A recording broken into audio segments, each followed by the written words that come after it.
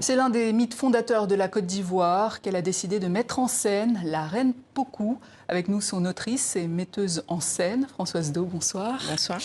C'est une légende du XVIIIe siècle qui se passe dans le royaume Ashanti, l'actuel Ghana.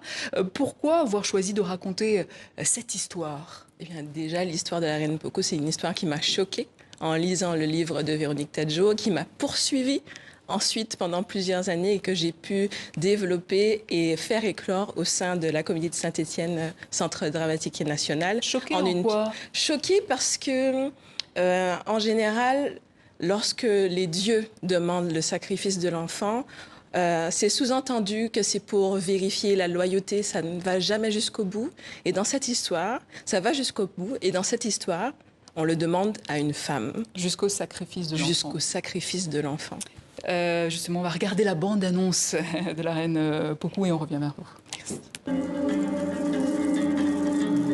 J'allais me distinguer des autres. Certes, à cause de mon sang royal, mais surtout parce que j'avais été choisie par les esprits du clan. Mon étonnante chevelure en était la preuve. En était la preuve. Je vois la douleur et la gloire.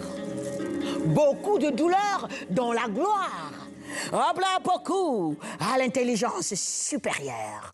Abla Pokou, princesse de Koumassi.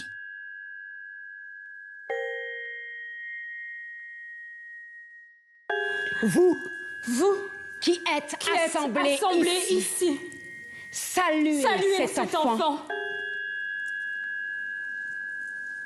Qu'est-ce qui l'a poussé ainsi à avancer?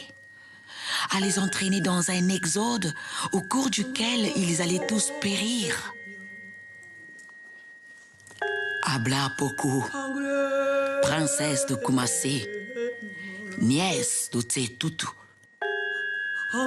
Abla Pokou, au destin prometteur.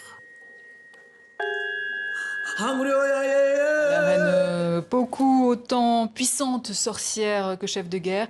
C'est une histoire qui est racontée dans les écoles en Côte d'Ivoire encore aujourd'hui. Quelle est la part de mythe, quelle est la part de réalité? C'est justement ce que j'ai essayé de détricoter et je suis revenue à avant la Côte d'Ivoire, je suis revenue à avant ce geste mythique. On ne sait pas vraiment si ça a été fait ou pas.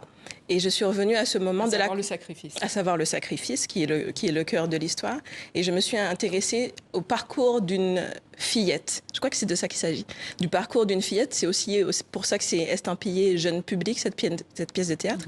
J'ai voulu passer par le conte, un peu comme c'est fait, comme ça a été entraîné dans l'histoire, par l'intermédiaire de Griot, par le conte, par le chant, par la danse. Et lorsqu'une fillette, on lui dit qu'elle aura un destin extraordinaire, par quoi elle doit passer pour y arriver jusqu'à ce point de cristallisation qui est le sacrifice de l'enfant hypothétique. Pokou, donc, est une reine contrainte de quitter son royaume avec son peuple après une guerre de succession, un peuple qui devient baoulé au prix de ce sacrifice. Mais c'est l'histoire du sacrifice des femmes de pouvoir qui vous intéresse ici. Mais ça m'a absolument bouleversée parce que je me suis dit, mais tiens, l'histoire, ce qu'elle a traversé, tout ce qu'elle a rencontré comme opposition, c'est, je trouve, j'ai l'impression, encore au XXIe siècle, ce que peuvent rencontrer les femmes actuellement. Et ce point de cristallisation par rapport à son corps qui enfante, son corps qui enfante pas, qu'elle réussisse, mais que ce soit par l'intermédiaire d'une sorcellerie, je trouvais que c'était absolument fascinant et j'avais envie que les enfants aient accès à ce type d'histoire et de ne pas faire spécifiquement une histoire pour les adultes. À vrai dire, un peu comme en Afrique noire, finalement, où les histoires sont racontées à tout le monde, du plus petit au plus grand, sans spécifiquement de séparation. Et c'est ce que j'avais envie de mettre en place ici. La reine Pokou qui a cette volonté aussi de défier le patriarcat, c'est ce qui vous a plu aussi? Alors, je ne sais pas si on peut transvaser à cette idée de défier le patriarcat, mais j'ai l'impression que c'est un oncle, par exemple. Oui, alors elle a rencontré beaucoup de soutiens d'oncles, de son premier oncle, justement, maman et de la reine-mère qui, justement, contrairement à la foule où disait mais cet enfant n'a rien à faire ici, cette fille n'a rien à faire ici, lorsqu'ils ont vu ses capacités, c'est aussi ça, savoir regarder un enfant qui pousse et de se dire tiens, cet enfant-là peut déjà avoir accès à certaines choses. J'avais envie de questionner ça, le fait que l'on puisse laisser aux jeunes filles plus l'accès à la liberté dans le corps, dans le mouvement, dans le sport, dans la politique. Et je crois que c'est aussi un des points, les postes de pouvoir, on se rend compte que très rapidement, les filles, les femmes, les jeunes femmes presque laissent tomber. Est-ce que c'est quelque chose de naturel? Je questionne. Est-ce que c'est quelque chose de naturel ou bien c'est finalement trop d'entraves qui... Donc j'avais envie de faire une hymne au pouvoir et au soutien aussi à la femme dans la société. Alors ce peuple de Baoulé met fin à son exode en fondant l'actuelle ville de Bouaké, berceau de la nation ivoirienne, un vrai pan de l'histoire. Comment avez-vous rassemblé toutes ces informations? Alors c'était une vraie aventure, donc, puisque je suis martiniquaise.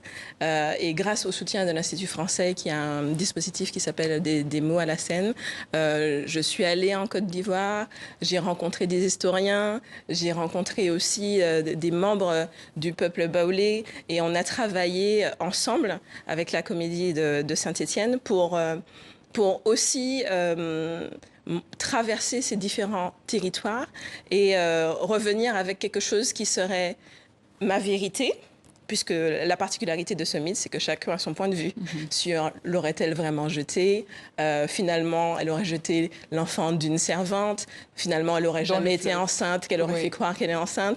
Et je crois que c'est ce qui participe aussi à la mythologie de ce personnage, c'est qu'il y a plusieurs versions et surtout que tout le monde tient à fond à son point de vue. Alors sur scène, justement, vous en parliez, ce mouvement, 3 comédiennes sur une esthétique épurée, qui racontent, qui chantent, qui dansent sur des rythmes traditionnels baoulés et de la musique électronique également. Comment s'est articulé tout cela ? Alors, ça me paraissait important, donc, cette idée de conte, cette idée d'extérieur. Et je travaille souvent avec l'envie que le plateau soit comme un livre. Étant autrice, le livre nous accompagne avec les mots et ensuite tout vient à notre imaginaire. Et donc, j'avais envie de cette esthétique ciselée par la lumière de Cyril Mulon, où on propose un espace sonore, un espace de lumière, mais finalement, le public doit participer et construire le décor autour.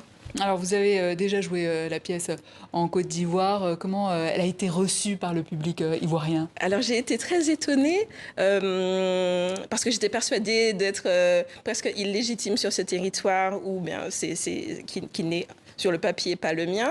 Mais beaucoup m'ont précisé que le personnage de Abrapoko était raconté à partir du moment où il arrive en Côte d'Ivoire. Et comme moi, je m'intéresse à son histoire depuis le royaume Ashanti jusqu'au fleuve Comoé, ils ont aussi appris des choses.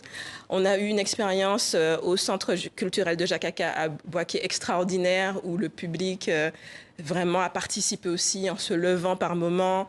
Vraiment, c'est avec grande fierté que je porte ce projet par le monde que j'ai la volonté de présenter cette femme aussi hors du territoire ivoirien pour montrer que sa puissance dépasse les territoires. Et désormais, où peut-on voir la pièce? Alors, nous pouvons voir la pièce à la fin de ce mois-ci, le 22 novembre au Théâtre de Vénissieux et au Théâtre de la Cité, Centre dramatique national de Toulouse-Occitanie, du 4 au 7 décembre. Françoise Do, merci. Merci beaucoup pour l'invitation. Vous êtes autrice et metteuse en scène.